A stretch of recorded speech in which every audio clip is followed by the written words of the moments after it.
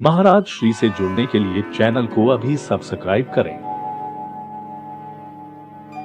जय श्री कृष्ण। परमपिता परमात्मा की कृपा से आप सभी लोग अच्छे होंगे।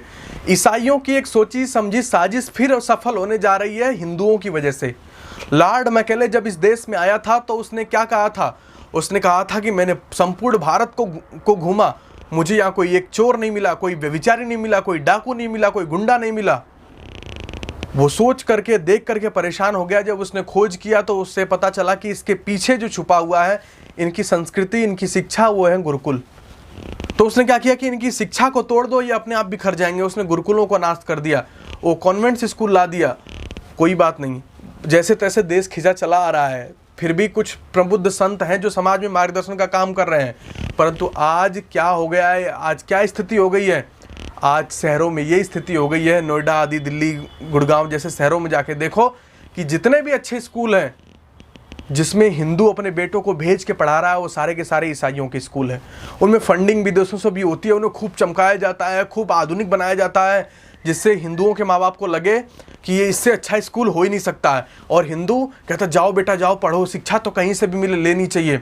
लेकिन ध्यान रखना, वो तुम्हारे मस्तिष्क में ऐसे विचार भर देंगे कि तुम्हें हिंदुत्व के प्रति नफरत हो जाएगी और तुम्हें ईसाइयत से प्रेम हो जाएगा। उन्होंने क्या किया कि देश को तोड़ना है तो देश की जनरेशन को तोड़ दो। जब नए नए बच्चे होंगे ईसाई स्कूलों में पढ़ कर के आगे आएंगे तो क्या उनकी हिंदुत्व के प्रति कोई आस्था बचेगी? कदापि नहीं। और ये काम बहुत तेजी से चल रहा है। आप उनके स्कूलों में जाइए, क्या आपको क्या लगता है वहाँ आपकी प्रार्थना चलती है? नहीं, आपकी कोई प्रार्थना नहीं चल सकती है। बहुत सारे स्कूल ऐसे हैं जहाँ पे आप तिलक और कलावा करके भी नहीं जा सकते हो। बहुत सारे नहीं, सब में, जितने भी साई स्कूल है आप उनमें कलावा बांध के नहीं जा सकते हो। ये स्थितियां हो गई हैं इन शहरों की, और ये धीरे धीरे हर क्षेत्र में पनप रहे हैं और पनप चुके हैं। और इनको विदेशों से फंडिंग होती है। खूब विद्यालयों को चमकाओ, हिंदू बच्चों को लाओ, उन्हें पढ़ाओ। जब जनरेशन के ही मस्तिष्क में ईसाइयत भर जाएगी तो ध्यान रखना फिर वो आगे क्या हिंदुत्व का प्रचार करेंगे। और एक बहुत सोची समझी साजिश है जो इस देश को फिर दोबारा गुलाम बनाएगी। और हिंदू तुम भगाए जाओगे, तुम्हें कोई बचाने वाला नहीं मिलेगा। जो तुम अपने आप को सनातनी कहते फिरते हो और सनातनी का टैग लगाए फिरते हो, और तुम्हारे बच्चे कहाँ पढ़ते हैं? ईसाइयत स्कूलों में।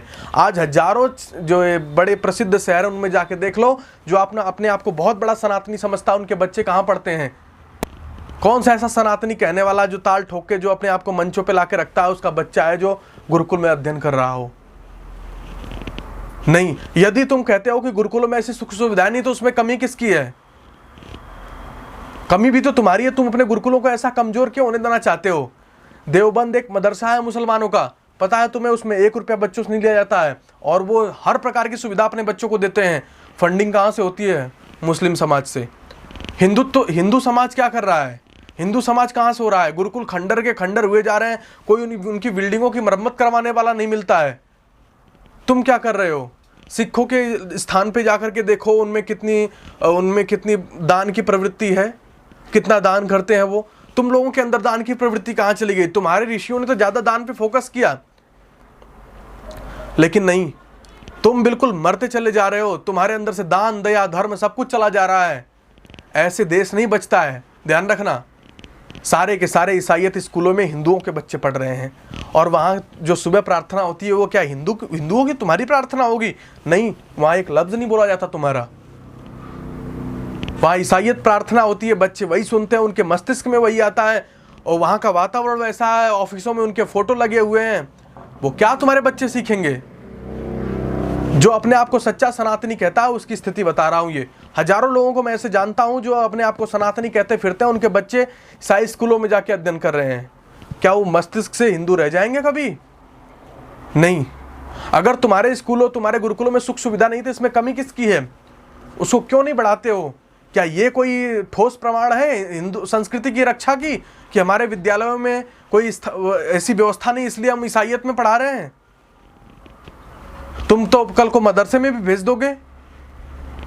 आज मैं देख रहा हूँ यहाँ का सारा क्षेत्रीय जो शहरीकरण के बच्चे हैं वो सारे के सारे इसका स्कूलों में पढ़ रहे हैं। 2-2 लाख, 2.5 लाख रुपए उन्होंने फीसें रख रखी हैं। तुम्हें पूरी तरीके से शिक्षा के नाम पे चूस रहे हैं, और उसके बाद भी तुम उन्हीं से चुसवाने जा रहे हो। ये ध्यान रखना, ये एक देश को गुलाम बनाने की बहुत सोची समझी साजिश है। और आने वाले समय में देश गुलाम होकर रहेगा अगर ऐसा ही चलता रहा तो। क्योंकि जो तुम्हारी आधुनिक जनरेशन है, ध्यान रखना, युवा राष्ट्र की नींव हड्डी होते हैं, अगर वो टूट गए तो ध्यान रखना देश टूट जाता है। और यही काम कर रहे हैं ईसाई लोग। और आने वाले समय में अगर ऐसा ही चलता रहा तो देश को टूटने में टाइम नहीं लगेगा। इसलिए सचेत हो जाओ, जो अपने आप को सनातनी समझते हो, हिंदू समझते हो, तुम्हारे अंदर थोड़ी भी प्रेरणा हो, दया हो, धर्म हो, तो अपने ही विद्यालयों में अपने बच्चों को पढ़ाने का प्रयास करो। उनका मन मस्तिष्क तो कम से कम ठीक रहेगा, कम से कम वो बुद्धिजीवी तो बनेंगे, अपने धर्म के प्रति नफरत तो नहीं होगी उन्हें, अपने धर्म के प्रति आस्था तो रखेंगे, अपने आप को आगे तो बढ़ाएंगे अपने समाज में, अपने धर्म में। इतनी भी प्रबुद्धता आगे, ध्यान रखना जीवन सफल हो जाएगा।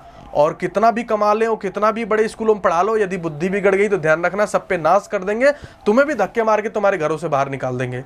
इसलिए इस चीज़ का विशेष ध्यान रखो। इतना ही कहकर मैं अपनी वाणी को विराम देता हूँ। जय श्री कृष्ण।